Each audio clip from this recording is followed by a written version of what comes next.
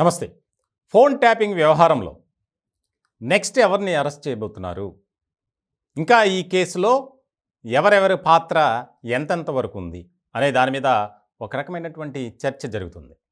ముఖ్యంగా రాష్ట్ర ప్రజలంతా తెలంగాణకు సంబంధించి ఒక కీలకమైనటువంటి పరిణామంగా ఇది మారింది.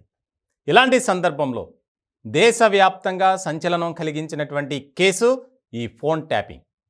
ఇప్పుడు తాజాగా వస్తున్నటువంటి కొత్త విషయాలు మరింత ఆశ్చర్యపరుస్తుంది.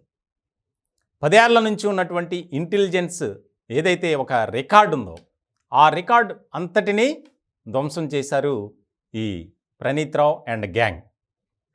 ఈ ధ్వంసం చేయడంలో చాలా కీలకమైనటువంటి భూమిక పోషించినటువంటి వ్యక్తిగా ప్రణీత్ రావు ఉన్నారు. ఇలాంటి సందర్భంలో మాజీ డీసీపీ రాధాకిషన్ రావు ఆయన కస్టడీ కూడా బుధవారంతో పూర్తవుతుంది. దానికి సంబంధించి మరి ఆయన కస్టడీ పూర్తయిన తర్వాత ఈ కేసులో ఎవరిని అరెస్టు చేస్తారు అనేది కీలకంగా మారింది. ప్రధానంగా ఈ వ్యవహారంలో మాజీ ఐఏఎస్ అధికారి ఆయన పేరు బయటకు వచ్చింది. ఆయన మెదక్ పార్లమెంటు స్థానానికి సంబంధించి కూడా బీఆర్ఎస్ తరపున పోటీలో ఉన్నారు. ఆయన చాలా కీలకంగా వ్యవహరించారు.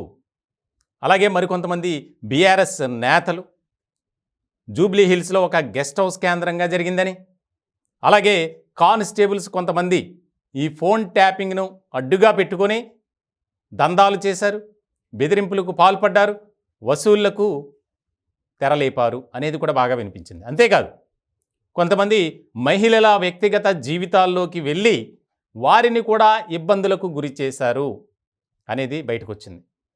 ఇలాంటి సందర్భంలో తాజా మాజీ పోలీస్ అధికారులు కూడా ఈ కేసులో ఇన్వాల్వ్ అయి ఉన్నారు. ఇప్పటికే కొంతమందికి నోటీసులు ఇచ్చారు, కొంతమంది వచ్చి వారి స్టేట్మెంట్లనైతే ఇచ్చారు, కొంతమంది మాత్రం ఇప్పటివరకు రాలా, ఎక్కడున్నారో కూడా తెలియని పరిస్థితి. ఇలాంటి సందర్భంలో చాలా ముఖ్యమైనటువంటి పరిణామంగా మారింది. ఇప్పటికే రాధాకిషన్ రావు కొంత సమాచారాన్ని ఇచ్చాడు. దానికి సంబంధించి కస్టడీ పూర్తవగానే వారిని కూడా నోటీసులు ఇచ్చి విచారణకు పిలుస్తారు. అనంతరం వారి అరెస్టులపై ఒక కీలకమైనటువంటి ప్రకటన చేయబోతుంది ఈ విచారణ బృందం అనేది కూడా పోలీసు వర్గాల్లో వినిపిస్తున్నటువంటి మాట. దేశవ్యాప్తంగా ఒక కీలకమైనటువంటి కేసుగా ఇది మారింది.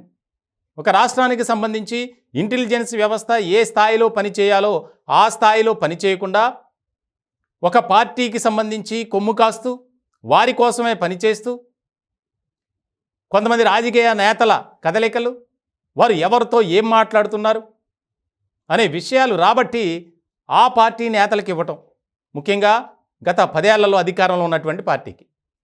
ఇలాంటి సందర్భంలో చాలామంది గులాబీ పార్టీకి సంబంధించినటువంటి నేతలు, అలాగే ఆయా శాఖల్లో చేసినటువంటి అధికారుల పాత్రపై కూడా నిఘా పెట్టింది విచారణ బృందం. ఇలాంటి సందర్భంలో త్వరలోనే ఈ కేసులో కొంతమంది కీలకమైనటువంటి వ్యక్తులను అరెస్టు చేయబోతుంది ఈ టీం అనేది కూడా బయటకు వచ్చింది. ఎందుకంటే ప్రణీత్ రావుని అదుపులో తీసుకున్న తర్వాత ఆయన ఇచ్చినటువంటి సమాచారంతోనే అడిషనల్ ఎస్పీలుగా ఉన్నటువంటి భుజంగరావు తిరుపతన్నను అరెస్ట్ చేశారు. వారిచ్చినటువంటి సమాచారంతోనే ఈ డీసీపీ రాధాకిషన్ రావుని అరెస్ట్ చేశారు. ఇప్పుడు రాధాకిషన్ రావు చాలా కీలకమైనటువంటి అంశాలను వివరించాడు. ఈ కస్టడీలో భాగంగా చాలా అంశాలను చెప్పాడు. చాలామంది పాత్ర బయటకు వచ్చింది. ఇప్పటికే అనంతగిరి ఫారెస్ట్లో పడేసినటువంటి ఈ హార్డ్ డిస్క్లను స్వాధీనపరుచుకున్నారు. అలాగే మూసీ నదిలో పడేసినటువంటి ఎక్విప్మెంట్ను కూడా తీసుకున్నారు బయటికి, కానీ దానివల్ల ఉపయోగం లేదు.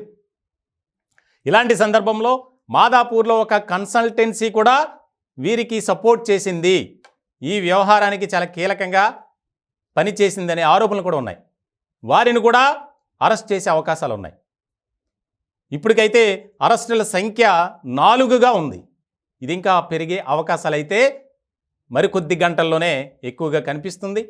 దీనికి సంబంధించి రాధాకిషన్ రావు కస్టడీ పూర్తయిన తర్వాత ఎలాంటి పరిణామాలు చోటు చేసుకుంటాయి, ఏ విధంగా ముందుకు వెళ్తారు అనేది చాలా కీలకంగా మారినటువంటి అంశం.